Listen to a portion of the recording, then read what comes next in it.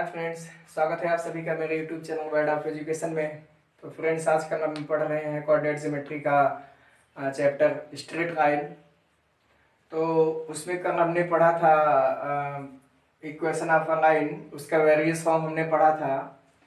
तो उसमें हमने इंटरसेप्ट फॉर्म पढ़ा था, तो उसमें मैं वो आपको बता दूं फिर से। तो इंटरसेप्ट फॉर्म में क्या हमने पढ़ा था कि इंटरसेप्ट फॉर्म में जो ये अपना कोऑर्डिनेट है, तो यहाँ से फ्रेंड्स जैसे कोई लाइन ऐसे पास कर रही है अपने पास, तो इस लाइन का हमने नाम एल दे दिया। ठीक, तो क्या है अपने पास ये एक अंतःखंड है, मान लीजिए ये इतना जो डिस्टेंस है, मान लीजिए ये अपना ओरिजिन हो गया ओ, ये नाम हमने दे दिया क्यू, ये नाम दे दिया क्यू। तो ये जो पॉइंट है, ये जो पॉइंट है, ये जो पॉइंट है, ये इसका निर्देशांक कितना हो जाएगा, 0, क्यू। क्योंकि हमको पता है जो निर्देशांक होता है कोऑर्डिनेट ज्योमेट्री में वो हमेशा एक्स वाई होता है, हमेशा एक्स वाई होता है, एक्स को पहले एंड वाई को बाद में। 2 पॉइंट्स हैं तो x1 y1 and then x2 y2। 3 points हैं तो x3 y3। तो यहाँ पे x 0 क्यों हुआ, क्योंकि ओरिजिन पे क्या है, x 0 है और कुछ डिस्टेंस ऊपर जो है y अपना अपने पास क्या है, c है। एंड ये अपना क्या है, x एक्सिस है और ये अपना क्या है, y एक्सिस है। और ये कोण कितना बन रहा है, थीटा बन रहा है। ये क्या है अपना टेंजेंट है, टेन थीटा किसके बराबर है, यम के बराबर है। ठीक, तो अपने पास इसमें आपको दिख रहा होगा कितने पॉइंट्स है, 1 पॉइंट्स है। कितना कौन, उस पॉइंट्स का नाम कितना है, 0, c। तो हमने पढ़ा था उस रेखा का समीकरण बताओ जो एक बिंदु से होकर जाती है, वो हमने क्या पढ़ा था, एक बिंदु से होकर जाने वाली रेखा का समीकरण हमने क्या पढ़ा था, y माइनस y1 बराबर m into x minus x1। और ये अपना पॉइंट P था जिसका कोऑर्डिनेट क्या था, xy था। ये पॉइंट P इस रेखा पे फ्रीली क्या कर सकता है, मूव कर सकता है। वो क्या है, xy है अपना, वो पॉइंट P वाला xy। और ये x1 y1 अपने निर्देशांक है, मान लीजिए यहाँ कोई पॉइंट है। और ये यम क्या है, इस रेखा का क्या है, स्वरूप है। ठीक, तो y क्या है, ये x1 y1 है, ये अपने क्या है, x1 y1 है। ये जो x1 y1 अपने को दिख रहा है ना, वो यही है x1 y1। तो ये क्या करना है हमको, इस रेखा में ये जो रेखा का समीकरण है ना, हमने पढ़ा है प्रीवियस क्लास में, उसको इसमें उठा के रख देना है। y माइनस y1 कितना है अपने पास, यहां से देख के बताओ, y1 कितना है, c। तो y माइनस c हो गया। यम तो रहेगा अपने पास, x भी अपने पास रहेगा। x1 कितना अपने पास देख के बताओ, यहां से x1 कितना है, 0, कोई दिक्कत नहीं। तो y माइनस सी तो रहेगा, इसको अंदर ब्रैकेट ओपन किया तो mx और यम का 0 से मल्टीप्लाई किया तो ये कितना हो गया, ये हो गया -0। तो 0 का कोई मतलब ही नहीं रहा, यहां से 0 हट गया। तो ये क्या बचा, y बराबर ये x है, mx,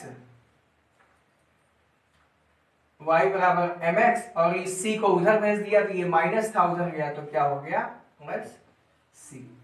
तो इसमें अब आपको कोई डाउट नहीं होनी चाहिए इंटरसेप्ट फॉर्म में। कम हो सकता है आपको थोड़ा बहुत डाउट रहा हो, बट अब आपको कोई डाउट इसमें इंटरसेप्ट फॉर्म में नहीं होना चाहिए कि सर ये इक्वेशन कहां से आई, कैसे आई।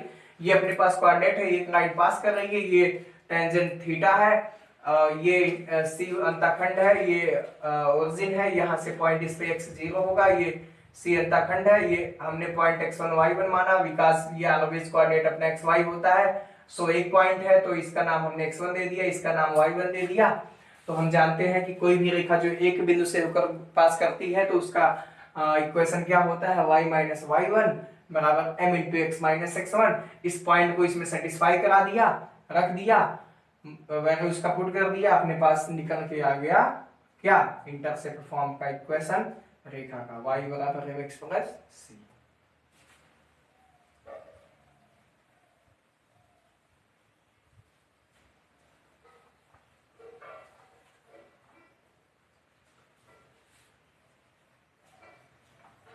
ठीक, और हम देखते हैं, अब हम देखते हैं कि यक्स अक्ष का समीकरण क्या होता है। यक्स अक्ष का समीकरण,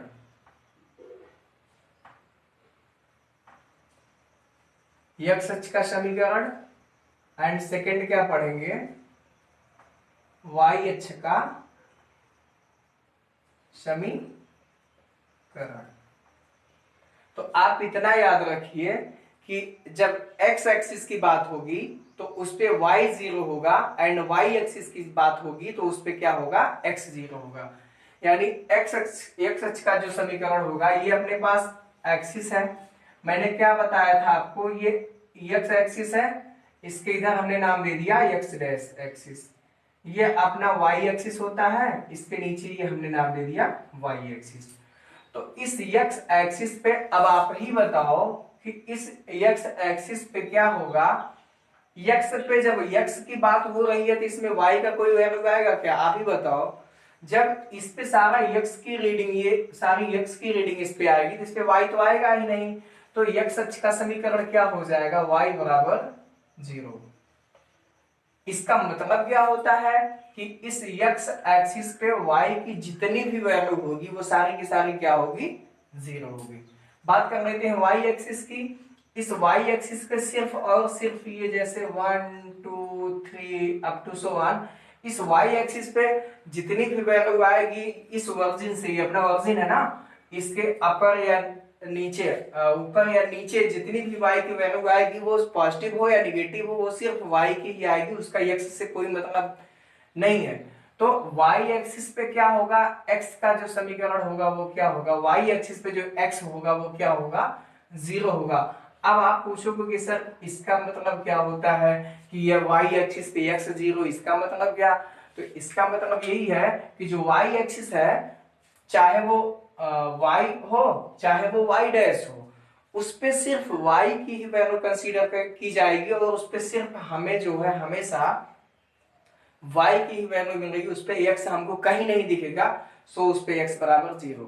तो आप बस इतना दिमाग में अपने याद रखो, हमेशा ये हमेशा सेट रखो दिमाग में कि x अक्ष का जो समीकरण होता है वो होता है y बराबर 0 और जो y अक्ष का समीकरण होता है वो होता है x बराबर 0। ठीक,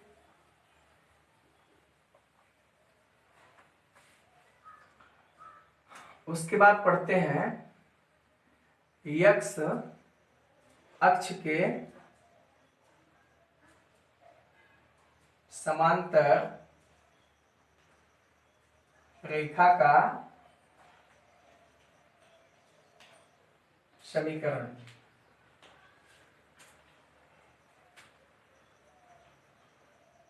अब हम पढ़ते हैं x अक्ष के समांतर रेखा का समीकरण, यानी उस रेखा का समीकरण पढ़ते हैं जो x अक्ष के समांतर हो। तो उस रेखा का समीकरण क्या होगा, देखिए कोई भी रेखा होती है तो उसका क्या होता है, एक समीकरण होता है। जैसे बेसिकली कोई भी एक स्ट्रेट लाइन है, जैसी ये एक रेखा है तो इसका एक जो व्यापक समीकरण होता है वो हमने आपको बताया था, वो होता है ax plus by plus c बराबर 0, वो हमने आपको बताया था, वो होता है।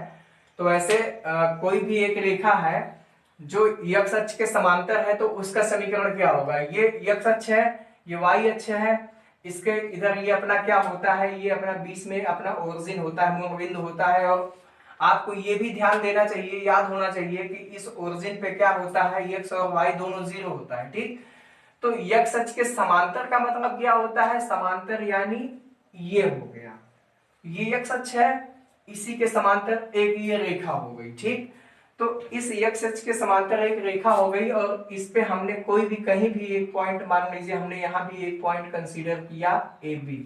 ठीक, इस पे कंसीडर किया ए बी, और ये ध्यान देना है हमको, कोऑर्डिनेट ज्योमेट्री में हमेशा जो निर्देशांक होता है वो हमेशा, ये छोटी छोटी चीज ना आपके दिमाग में बेसिक चीज हमेशा सेट होनी चाहिए।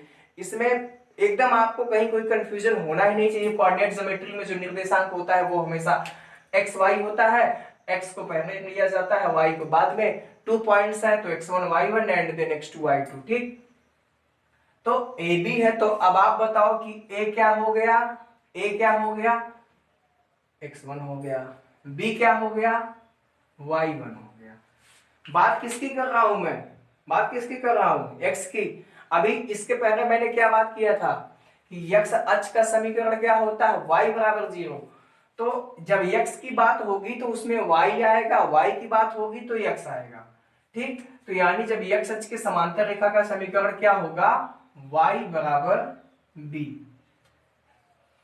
यानी जो y होगा, x अक्ष के समांतर रेखा का समीकरण होगा, यानी जो y होगा वो किसके बराबर हो जाएगा, b के बराबर हो जाएगा। यानी अगर हम यहां से कोई डिस्टेंस एक देखते हैं, यहां से कोई डिस्टेंस देखें a, यहां कोई डिस्टेंस देखें b, तो ये जो y होगा वो किसके बराबर हो जाएगा, b के बराबर हो जाएगा। ठीक, तो x अक्ष के समांतर रेखा का समीकरण क्या होता है, y बराबर b। ये आपको याद होना चाहिए। इसमें बच्चे हमेशा कंफ्यूजन में रहते हैं कि अरे सर ये क्या बता रहे हैं, इसमें कैसे क्या हो गया। तो दोनों अलग चीज है, x अक्ष का समीकरण अलग है और x अक्ष के समांतर रेखा का समीकरण अलग है। x अक्ष का समीकरण, इसका मतलब क्या है कि x अक्ष पे y की वैल्यू हमेशा 0 होगी, बिकॉज x अक्ष पे सिर्फ x की ही बात हो रही है, y उसमें कहीं भी नहीं दिख रहा है हमको। तो x अक्ष पे सिर्फ x ही आएगा, y नहीं आएगा, एंड y अक्ष पे सिर्फ y ही आएगा, x नहीं आएगा। और x अक्ष के समांतर रेखा का समीकरण क्या होगा, y बराबर b। ठीक, अब बात करते हैं y अक्ष के समांतर रेखा के समीकरण की। y अक्ष के समांतर रेखा का समीकरण,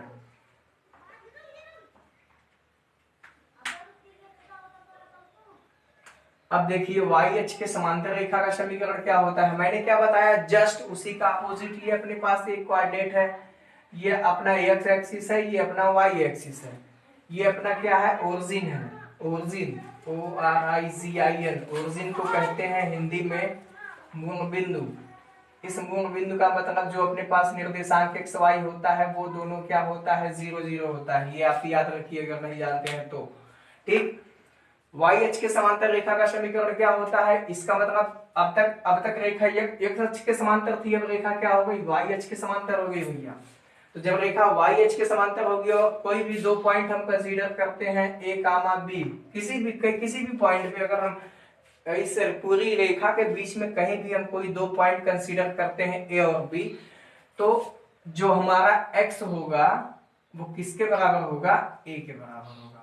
बस इतना याद रखना है आपको, इतना याद रखना है। x अक्ष के समांतर रेखा का समीकरण y बराबर b एंड y अक्ष के समांतर रेखा का समीकरण क्या होगा, x बराबर a। ये याद रखना है आपको। और a b जो होगा वो क्वेश्चन में गिवन रहेगा आपको। ठीक,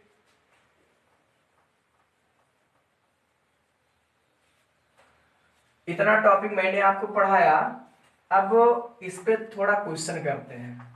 ठीक, टॉपिक मैंने बहुत सारा आपको पढ़ा दिया है और अभी इस स्ट्रेट लाइन के अंदर काफी सारी चीजें अभी बची हुई हैं, क्योंकि टॉपिक थोड़ा सा बड़ा है। तो काफी चीजें मैंने आपको पढ़ा दी हैं, बट अभी उस पर क्वेश्चन नहीं मैंने कराया है, तो क्वेश्चन कुछ कराते हैं आपको।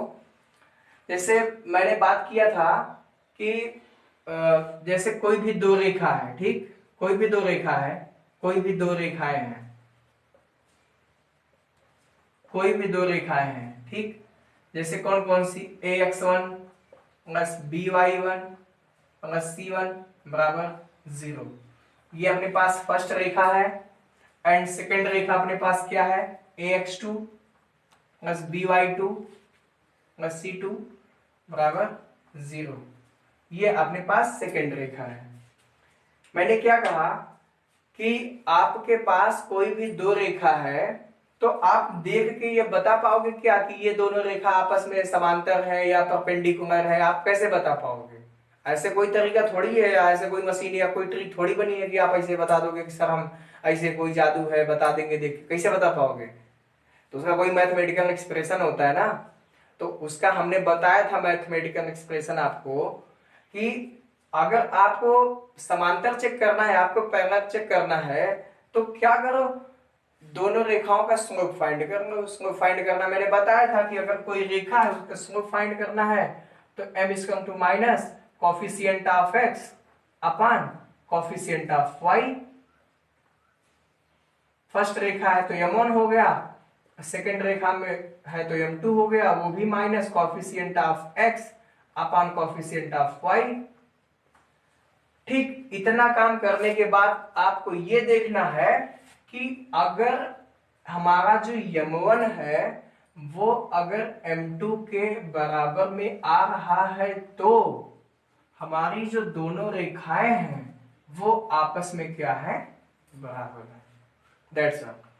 अगर दोनों रेखाओं की प्रवणताएं आपस में बराबर हैं, दोनों रेखाओं का स्लोप बराबर है, तो दोनों रेखाएं समांतर हैं। अगर दोनों रेखाओं का स्लोप बराबर नहीं है तो दोनों रेखाएं आपस में समांतर नहीं है। ये था समांतर होने का कंडीशन। ठीक, और दूसरी बात, ये दोनों रेखाएं अगर आप कहोगे कि सर एक दूसरे के परपेंडिकुलर है, एक दूसरे के लंबवत है, इसकी क्या कंडीशंस होगी, तो इसकी भी कंडीशन मैंने बताई थी भैया। स्लोप, तो जो स्लोप एक चीज, ये जो एक वर्ड है ना, ये अपने आप में वेरी वेरी इंपॉर्टेंट है, ये बहुत इंपॉर्टेंट है। हाई स्कूल से लेके इंटर तक आगे भी जाओगे ना, ये बहुत इंपॉर्टेंट है, ये वर्ड, ये बहुत इंपॉर्टेंट है। आपको कुछ भी हो, आपको ये तो फाइंड करना ही पड़ेगा, चाहे आप समांतर चेक करो चाहे आप लंबवत चेक करो। अब आप कहोगे कि सर हम तो समांतर चेक कर चुके हैं, अब हमको चेक करना है कि क्या ये दोनों रेखाएं एक दूसरे के परपेंडिकुलर हैं और नॉट। तो मैं बताऊंगा कि आप क्या करो, दोनों रेखाओं का स्लोप फाइंड करो। आपने बोला सर फाइंड हो गया, तो फाइंड जब हो गया तो फर्स्ट रेखा का स्लोप इनटू सेकेंड रेखा का स्लोप, भैया क्या करो, दोनों रेखाओं का जो स्लोप है उसको आपस में गुणा कर दो, और गुणा करने के बाद देखो अगर -1 आ रहा है तो दोनों रेखाओं का स्लोप गुणा करने के बाद अगर -1 आ रहा है तो दोनों रेखाएं एक दूसरे के परपेंडिकुलर हैं। अगर नहीं आ रहा है तो दोनों रेखाएं एक दूसरे के परपेंडिकुलर नहीं है। अगर आ रहा है तो एक दूसरे के लंबवत है, नहीं आ रहा है तो नहीं है। बस ये सब चीज आप प्रैक्टिस करो। मैथ एक ऐसा सब्जेक्ट है ना, सिर्फ और सिर्फ पूरी दुनिया में मैथ एक ऐसा सब्जेक्ट है ना, जब तक आप प्रैक्टिस नहीं करोगे ना नहीं आएगा, जितना आप प्रैक्टिस करोगे उतना ही आएगा। ठीक, ये चीज हो गया।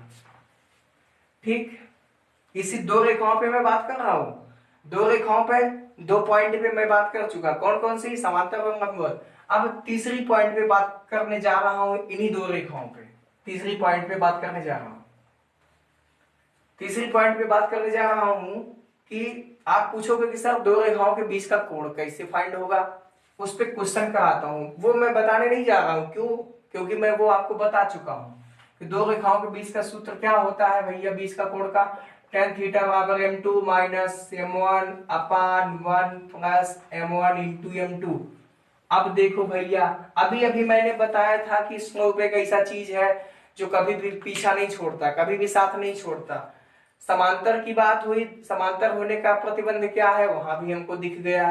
परपेंडिकुलर होने की बात हुई, वहां भी हमको वो दिख गया, वहां भी अनिवार्य हो गया। अब कोण की बात हुई, यहां भी हमको दिख गया। तो कुछ नहीं करना है, इसकी m1 तो फाइंड कर चुके हो तुम यहां से, इसका m1 तुम यहां से फाइंड कर चुके हो, तो कुछ नहीं करना है, m1 रख दो, m2 रख दो, सब कुछ फाइंड करके यहाँ थीटा बता दो। अब कुछ नहीं करना है। अब मैं एक उदाहरण देके बता दूं, अपने पास एक रेखा है 2x प्लस 3y प्लस 4 बराबर 0, एंड सेकेंड रेखा है 3x माइनस 2y प्लस 5 बराबर 0। ये अपने पास फर्स्ट रेखा, ये अपने पास सेकेंड रेखा। तो क्या करना है, m1 चाहिए। m1 मैंने क्या बताया था, minus coefficient of x, x का गुणांक कितना है इसमें भैया 2 बटे y का गुणांक कितना है 3। अपने पास m2 आ गया। m1 m2 कितना चाहिए, माइनस x का गुणांक कितना है 3 बटे m2 कितना चाहिए, तो माइनस में रहेगा y का गुणांक कितना है 2, माइनस माइनस कटा m2 कितना आ गया अपने पास 3/2। ठीक, तो हम पहला क्या हमने बताया था, समांतर होने का प्रतिबंध क्या है भैया, m1 बराबर m2। तो जरा आप बताओ m1 कितना आ रहा है -2/3, m2 आ रहा है 3/2, तो क्या ये दोनों रेखाएं एक दूसरे के समांतर है? नहीं है। फर्स्ट एग्जांपल मैंने बता दिया, कोई बात नहीं। अब दूसरा बताता हूं, कौन सा, लंबवत होने का। m1 m2 का गुणा कर दो, m1 गुणे m2 बराबर अगर -1 आता है तो m1 कितना है अपने पास -2/3, m2 कितना है अपने पास 3/2, 2 2 गया, 3 3 गया, -1 आ गया, यानी एकदम सही। यानी ये दोनों रेखाएं एक दूसरे के समांतर तो नहीं है, बट ये दोनों रेखाएं एक दूसरे की क्या है, लंबवत है, यानी ये बात एकदम सही है। तो ये उदाहरण देके मैंने आप सबको बता दिया। अब बीच की कोण की बात करता हूं मैं, मान इसमें रख दो, m2 कितना है अपने पास 3/2, 3/2 माइनस m1 कितना है -2/3, तो माइनस यहां प्लस हो गया 2/3 अपान 1, माइनस यहां है प्लस यहां है, तो प्लस माइनस का गुणा हो गया माइनस, m1 m2 का गुणा करोगे तो 2/3 3/2, तो ये 1 आ जाएगा, और ये tan थीटा है भैया। तो नीचे तो 1 - 1 0 हो गया, किसी भी चीज में 0 से डिवाइड करोगे तो इन्फिनिटिव हो जाएगा, तो tan थीटा कितना हो गया, इन्फिनिटिव हो गया, tan थीटा कितना हो गया, इन्फिनिटिव हो गया। अब आप मुझे बताओ कि tan कितने की वैल्यू इन्फिनिटिव होती है, आप बताओ tan कितने की वैल्यू इन्फिनिटिव होती है। sin 90 कितना होता है 1, cos 90 कितना होता है 0, tan 90 कितना होता है, tan 90 कितना होता है इन्फिनिटी। भाई tan 90 कितना होता है 1/0 करोगे तो इन्फिनिटी नहीं होगा, तो ये कितना हो गया tan theta equal to tan 90, तो थीटा यहां से कितना आ गया 90 डिग्री। बस यही तो हमको फाइंड आउट करना था। बताओ कितना आसान है। ऐसे ही क्वेश्चन आएंगे एग्जाम में, ऐसे क्वेश्चन आएंगे। आपके पास क्या होगा, दो रेखा दी हुई होगी, या तो दो रेखा दी हुई होगी, या तो 4 पॉइंट्स गिवन होंगे। कितने पॉइंट्स, 4 पॉइंट्स। ऐसे करके 1,2 एंड 3,4 और -2,3 एंड 4,5। तो यहां से m1 फाइंड कर सकते हो आसानी से, यहां से m2 फाइंड आउट कर सकते हो। m1 m2 आ गया, उठा के इसमें रख दो, थीटा तुम्हारे पास आ गया, बस कोई दिक्कत नहीं है। सो फ्रेंड्स, आई होप कि ये वीडियो आपको ज़्यादा अच्छी लगी होगी। सो मिलते हैं आपसे नेक्स्ट क्लास में, तब तक के लिए टेक केयर, बाय बाय।